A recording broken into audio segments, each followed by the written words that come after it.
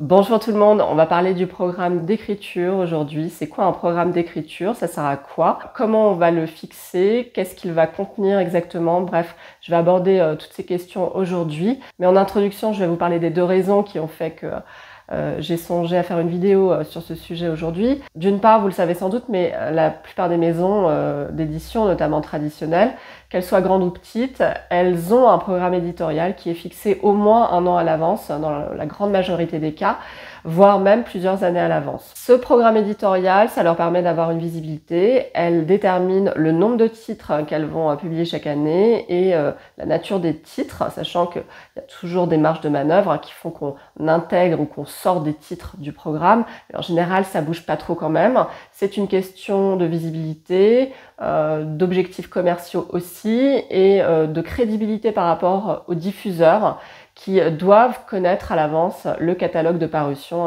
de la maison, dans la mesure du possible bien sûr. J'en reviens donc au programme d'écriture. Voyant cela, je me suis dit que ce serait très bien aussi de fixer un programme d'écriture. Ça permettrait aussi d'avoir une visibilité sur ce qu'on fait, sur son travail. Ça permet aussi finalement d'avoir un cadre plus ou moins contraignant qui va nous pousser à écrire. Et j'en viens donc à la deuxième raison qui me pousse à traiter ce sujet aujourd'hui. Comme vous le savez, j'ai sorti un livre l'année dernière, un livre qui se trouve derrière moi. Et je suis, comme tout le monde, sujette à la procrastination. J'ai constaté que depuis que ce livre était sorti et que j'en assurais la promotion, c'était un peu compliqué de me remettre à écrire autre chose. Je l'ai fait un petit peu, mais disons que c'est un peu poussif. Donc je me suis dit, il va falloir que je me fixe un cadre d'écriture. Et là, j'en reviens vraiment aux objectifs qu'on se fixe. Moi, je sais que j'ai fixé un certain nombre d'objectifs pour mon parcours d'autrice.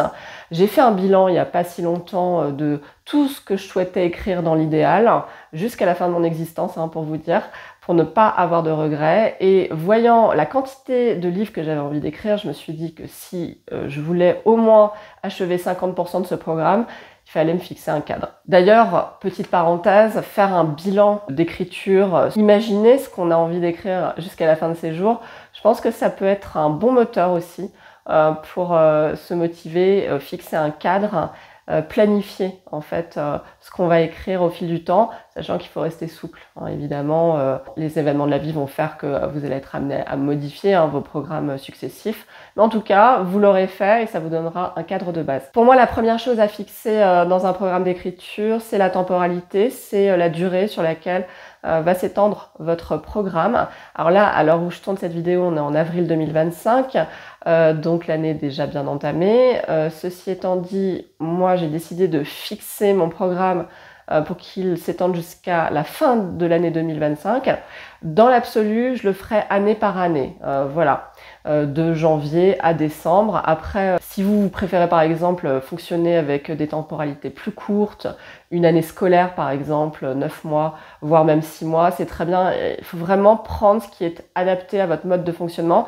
Moi, je sais qu'un an, c'est bien parce que en général, j'ai une visibilité sur ce qui va se passer sur l'année. Donc, j'aurai pas de grandes surprises et de grandes perturbations qui pourraient venir contrarier mon programme de base. Après, si vous êtes capable d'anticiper encore plus et de fixer un programme sur plusieurs années, déjà bravo et faites-le bien sûr, n'hésitez pas. Je pense que c'est très utile, notamment pour les auteurs ou les autrices de saga qui souvent planifient aussi un petit peu plus. Une fois qu'on a déterminé la temporalité, je vous ramène à la notion de rythme d'écriture. C'est le deuxième point à fixer.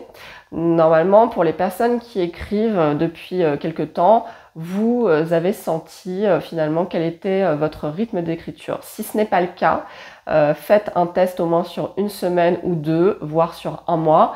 Essayez de voir à quel moment vous écrivez le mieux et surtout combien de signes, combien de caractères, combien de mots vous allez pouvoir produire, notamment en une semaine, en une journée, en un mois, etc., etc.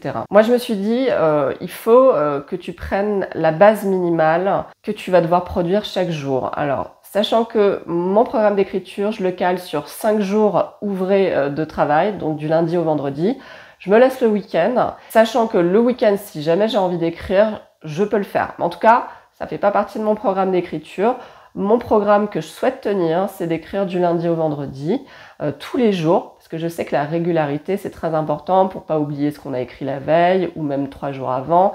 Bref, pour être dans une espèce de flux là qui va porter ses fruits. Après, par rapport à la quantité de caractères que je peux produire chaque jour, je sais que si je pousse un peu vraiment, je peux aller jusqu'à 20 000, 30 000 caractères par jour, mais c'est vraiment un rythme très élevé. Je vais donc être un peu plus modeste dans mes objectifs parce que l'idée, c'est de pouvoir tenir son programme. C'est pas de se fixer un objectif qui va être trop ambitieux. Donc moi, je sais que 10 000 caractères par jour, ce qui représente à peu près pour moi 5 pages de roman, 5 pages qui comprendraient chacune 2000 caractères, voilà.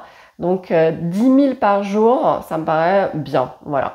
Et je sais que a priori, pour un premier jet que je vais pas forcément relire ou corriger, ça peut le faire. Donc je me suis vraiment fixé ça, 10 000 caractères par jour, ce qui représente 50 000 caractères par semaine, ce qui est déjà vachement bien.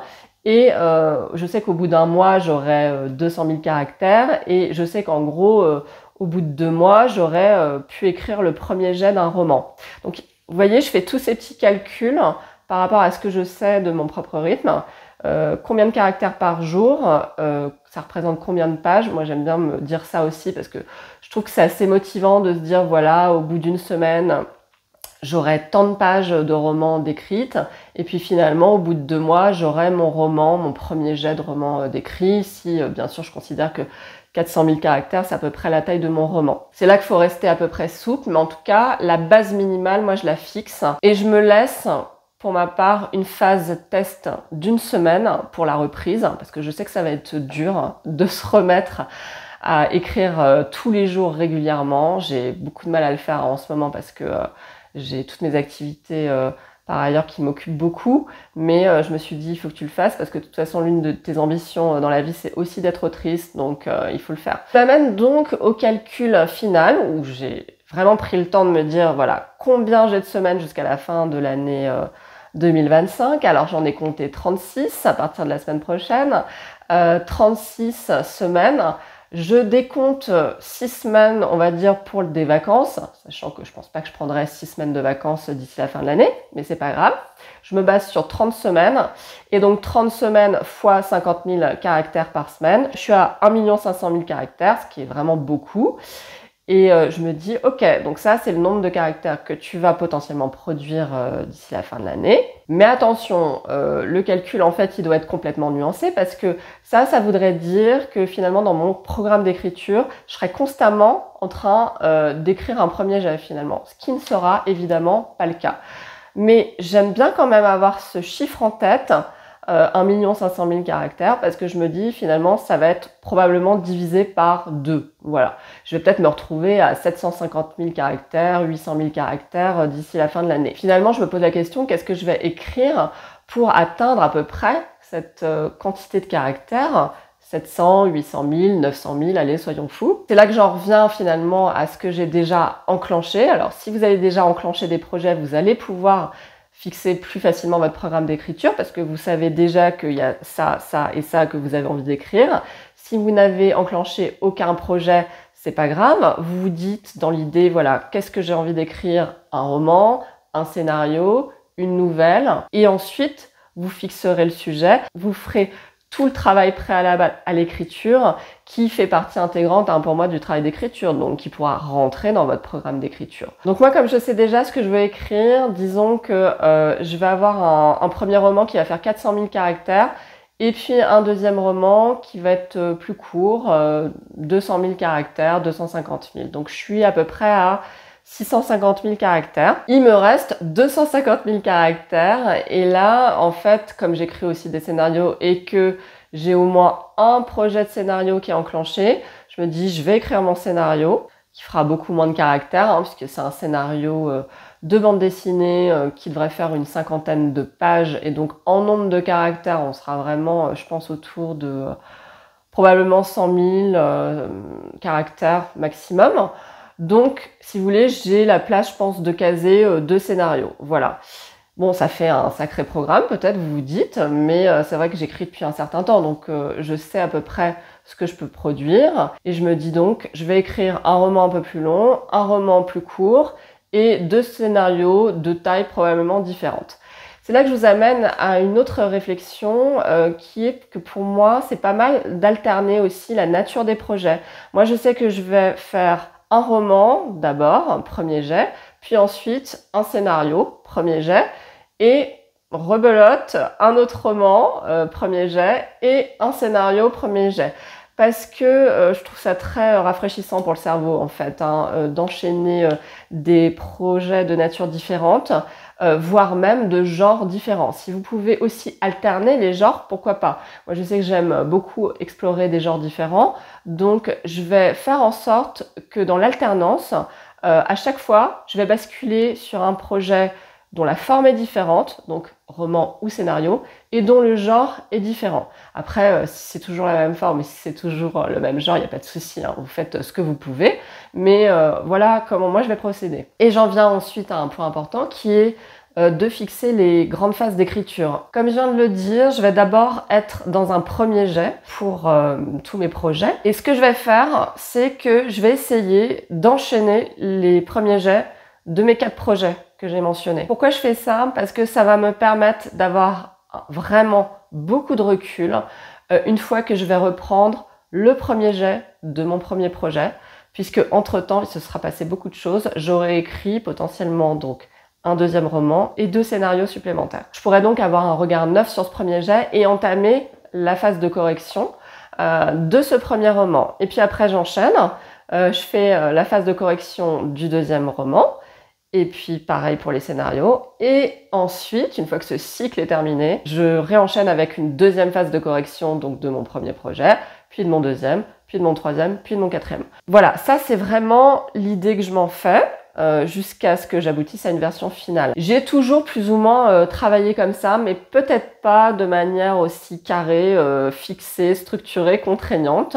Donc ce que je ferai, c'est que dans un an, je ferai un petit bilan pour voir si j'ai réussi à tenir mes objectifs. J'imagine très bien qu'à un moment donné, je vais peut-être avoir envie de me fixer plus sur un projet. Bon, je pense que c'est pas très grave en vrai. À partir du moment où on arrive à mettre un point final à son projet, on peut peut-être un petit peu bousculer son programme. Je pense qu'il faut rester souple. Mais en tout cas, c'est ça que je me suis dit. Je me suis fixé ces objectifs-là sur l'année 2025 et puis on va voir ce que ça va donner. En tout cas, ce qui est certain, c'est que ça va être assez contraignant. Je compte vraiment me faire un tableau d'objectifs en délimitant les différentes phases, en essayant de prévoir à peu près le calendrier qui va me permettre d'achever chaque phase, sachant que là, je sais qu'il y aura forcément des erreurs. Mais c'est pas grave, je me donne cette structure de base et je remodifierai, si vous voulez, mon calendrier au fur et à mesure, tout en ayant en tête de ne pas modifier l'échéance par contre. C'est-à-dire qu'au 31 décembre 2025, je me dis que non, il faut que tout ça se soit fait. Bon, vous allez me retrouver au 1er janvier 2026 en burn-out total. Non, mais normalement, j'ai été assez réaliste dans mon programme d'écriture et je vous invite à faire de même. Il faut être assez réaliste dans son programme, connaître son rythme d'écriture, savoir ce qu'on est capable de produire chaque jour, chaque semaine, chaque mois, et ne pas oublier que tout ça c'est une épreuve d'endurance, de persévérance, et qu'il y aura forcément des moments au cours desquels vous allez vous dire j'ai pas envie, mais dans ce cas-là, je vous conseille de bien regarder votre calendrier d'écriture qui intègre, je le rappelle, les phases de vacances. Moi, je vous rappelle que j'ai compté 30 semaines jusqu'à fin 2025. Ça veut dire que je me laisse une marge de respiration de 6 semaines quand même, ce qui est beaucoup. Voilà, en tout cas, on essaye de se fixer un programme d'écriture et puis on analyse ensuite les résultats que ça a donné. En tout cas, je pense que c'est un bon moyen de s'engager pleinement dans sa carrière d'auteur, d'autrice, dans son parcours, dans son cheminement. Vous savez très bien, c'est difficile de s'auto-discipliner. Les maisons d'édition ne vous courent pas après, c'est plutôt le contraire. Donc ça veut dire qu'il faut en fait se donner les outils, les moyens d'atteindre ses objectifs et je pense vraiment qu'un programme ça peut aider. Voilà, j'ai pas mal détaillé finalement ce que j'allais faire cette année. Je vous invite vraiment à nous dire si vous aussi vous avez déjà fixer un programme d'écriture, comment vous l'avez fait, quels sont vos objectifs, qu'est-ce que vous comptez écrire, est-ce que vous avez déjà enclenché les projets en question, quel genre vous voulez explorer, etc., etc. Ce serait intéressant de savoir comment chacun procède Comme ça, chacun pourra faire ensuite sa petite tambouille et fixer son propre programme d'écriture qui, je le rappelle, doit rester le plus réaliste possible. Je vous souhaite une très belle semaine, très bonne écriture à vous.